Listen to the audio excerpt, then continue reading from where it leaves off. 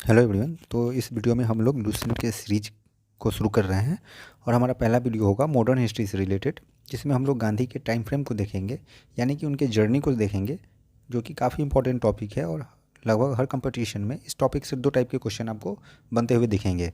पहला कि या तो हो सकता है एक इम्पॉर्टेंट कोई डेट पूछ दे जो इम्पोर्टेंट इवेंट है, या दो तीन इंसिडेंट या इवेंट आपको दे दिया जाएगा और उसको क्रोनोलॉजी में आपको सजाना होगा। तो इसलिए ज़रूरी है कि आप इसको एक बार देख लें, जो भी महत्वपूर्ण है। तो हम देखते हैं कि गांधी की जर्नी जो है 1869 से शुरू होती है और 30 जनवरी 1948 तक चलती है। इस जर्नी में हम लोग 1893 से शुरू करेंगे, क्योंकि वहाँ से ही उनका कुछ महत्वपूर्ण योगदान है समाज के प्रति, देश के प्रति या दुनिया के प्रति।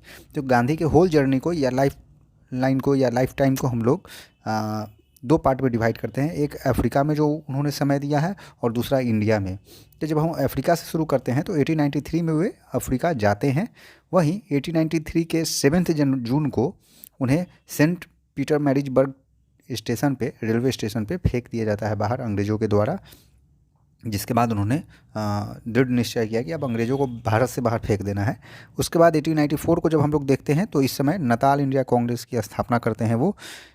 उसके बाद 1904 में इंडियन ओपिनियन नाम के मैगजीन की शुरुआत करते हैं। साथ ही साथ फिनिक्स फार्म जो है डरबन में इस्टेब्लिश करते हैं। 1904 के बाद हम लोग 1906 पे फोकस करेंगे। 1906 में ही फर्स्ट सिविल डिसोबीडियंस मूवमेंट वहाँ पे लॉन्च किया गया था। ये पूछता है यहाँ से कि 1906 में पहला सिविल डिसोबीडियंस मूवमेंट क्या होगा। जब अगर इंडिया का मेंशन ना करे तो आप इसी को मेंशन करेंगे।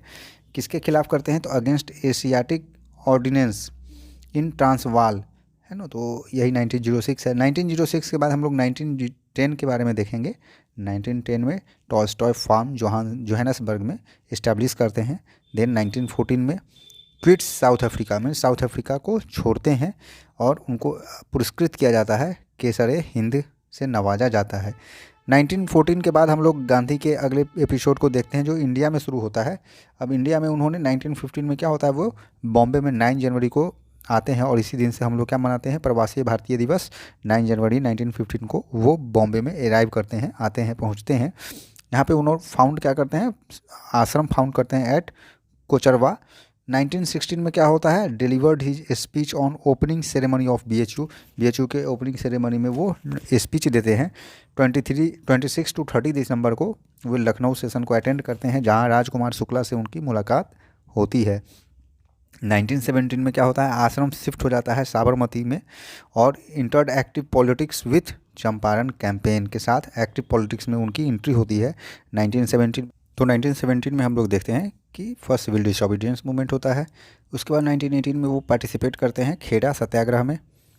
देन इन 1919 6 अप्रैल 1919 को रॉलेट एक्ट लगाया जाता है।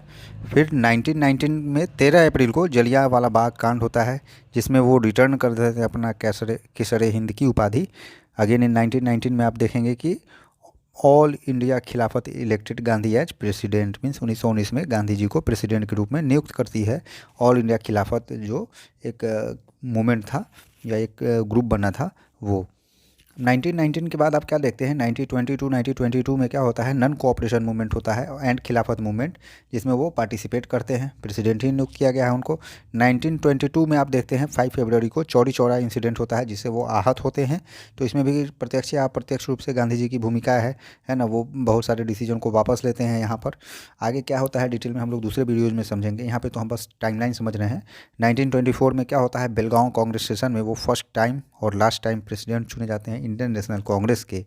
जब 1925 to 27 के टाइम को आप देखते हैं तो इस समय वो रिटायर होते हैं एक्टिव पॉलिटिक्स से। वहीं 1927 में अगेन रिज्यूम कर देते हैं एक्टिव पॉलिटिक्स को। और 12 मार्च 1932, 5 मार्च 1931 सिविल डिसोबीडियंस भी होता है, दांडी मार्च का फर्स्ट फेज भी है। अगेन आप देखते हैं कि 3 जनवरी 1932 से 7 अप्रैल 1934 को सेकेंड फेज होता है। यहाँ पे फर्स्ट फेज देखते हैं दांडी मार्च का और वो सेकेंड फेज है। आगे आप क्या देख रहे हैं, 5 मार्च 1931 को क्या होता है, गांधी इरविन पैक्ट साइन होता है, गांधी का और इरविन का। 1931 में ही वो अटेंड करते हैं सेकेंड राउंड टेबल कॉन्फ्रेंस। तो टेबल कॉन्फ्रेंस के बारे में, राउंड टेबल कॉन्फ्रेंस के बारे में याद रखिएगा, 3 होता है, 30, 31, 32। अगेन जब 1934 to 39 की बात होती है तो वो रिटायर होते हैं एक्टिव पॉलिटिक्स से और सेटअप सेवाग्राम सेवाग्राम की स्थापना करते हैं। 1939 में आप देखेंगे तो रिज्यूम करते हैं, फिर से एक्टिव पॉलिटिक्स में आते हैं। और 1942 1941 के पीरियड को देखते हैं तो यहाँ पे वो इंडिविजुअल सत्याग्रह लॉन्च करते हैं। 1942 में क्विट इंडिया मूवमेंट लॉन्च करते हैं। वहीं 1942-44 में उन्हें डिटेंशन में रखा जाता है आगा खां पैलेस में। 22 फरवरी 1944 को कस्तूरबा गांधी की मृत्यु हो जाती है।